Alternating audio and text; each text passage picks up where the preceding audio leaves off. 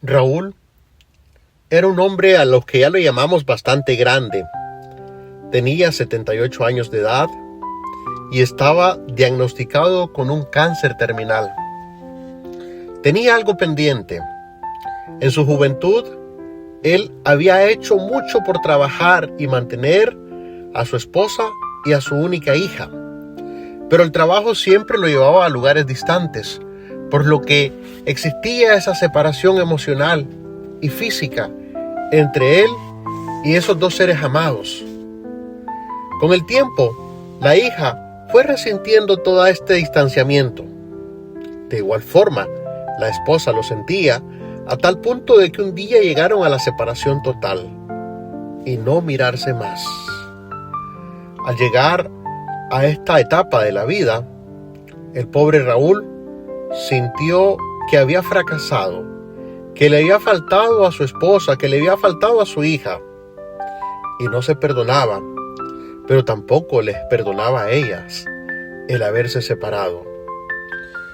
Raúl no terminó de entender que el perdón es un acto de curación personal. Necesitaba perdonar a estas alturas de la vida. Necesitaba dejar atrás esto que sería sanación para él, más que otra cosa. Del Evangelio según San Mateo. En aquel tiempo, Pedro se acercó a Jesús y le preguntó: si mi hermano me ofende, ¿cuántas veces tengo que perdonarlo? ¿Hasta 7 veces? Jesús le contestó: no solo hasta 7, sino hasta 70 veces 7. Entonces Jesús les dijo: el reino de los cielos es semejante a un rey que quiso ajustar cuentas con sus servidores. El primero que le presentaron le debía muchos millones. Como no tenía con qué pagar, el Señor mandó que lo vendieran a él, a su mujer, a sus hijos y todas sus posesiones, para saldar la deuda. El servidor, arrojándose a sus pies, le suplicaba diciendo: ten paciencia conmigo, y te lo pagaré todo. El rey tuvo lástima de aquel servidor, lo soltó y hasta le perdonó la deuda. Pero apenas había salido aquel servidor, se encontró con uno de sus compañeros que le debía poco dinero. Entonces lo agarró por el cuello y casi lo estrangulaba, mientras le decía: págame lo que me debes. El compañero se le arrodilló y le rogaba: ten paciencia conmigo y te lo pagaré todo. Pero el otro no quiso escucharlo, sino que fue y lo metió en la cárcel hasta que le pagara la deuda. Al ver lo ocurrido, sus compañeros se llenaron de indignación y fueron a contar al rey lo sucedido. Entonces el Señor lo llamó y le dijo: siervo malvado, te perdoné toda aquella deuda porque me lo suplicaste. ¿No debías tú también haber tenido compasión de tu compañero como yo tuve compasión de ti? Y el Señor, encolerizado, lo entregó a los verdugos para que no lo soltaran hasta que pagara lo que debía. Pues lo mismo hará mi Padre Celestial con ustedes si cada cual no perdona de corazón a su hermano. Palabra del Señor.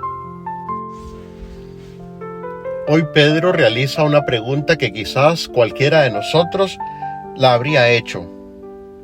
¿Debo perdonar hasta 7 veces? 7 ya es un número bastante generoso. Representaba una plenitud simbólica. Jesús responde con desmesura: 70 veces 7. No es simplemente una cifra matemática, es una actitud permanente. El primer siervo debía una cantidad exorbitante, imposible de pagar en el Evangelio de hoy. La escena se presenta de una manera muy exagerada y es a propósito. Nuestra deuda ante Dios no se liquida con méritos personales o propios. No tenemos cómo pagarle a Dios. El rey perdona por simple compasión, no por la capacidad de pago que tiene el que debe. Por eso podemos decir con certeza de que la salvación es gracia, se debe a la gracia divina. Aquí nos encontramos ante una contradicción humana. Apenas es perdonado este siervo, al salir de este encuentro con el Señor, se encuentra con otro de sus compañeros. Y aquí está el núcleo del relato. El problema no es la justicia, es la incoherencia. Quien ha experimentado misericordia y no la transmite, bloquea por completo el flujo de la gracia que se recibe de Dios. Jesús concluye con una advertencia seria.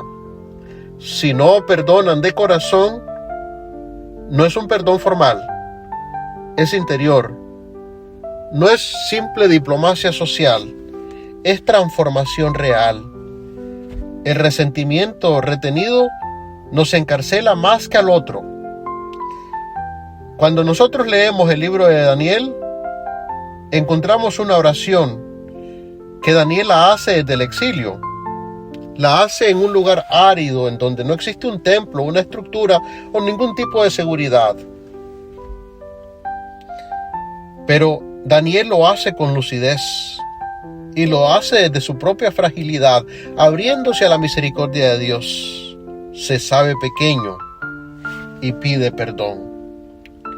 A veces nos cuesta perdonar porque creemos tener derecho absoluto. Ese me ofendió, ese me debe, es él quien debería. Pero también nosotros hemos sido perdonados.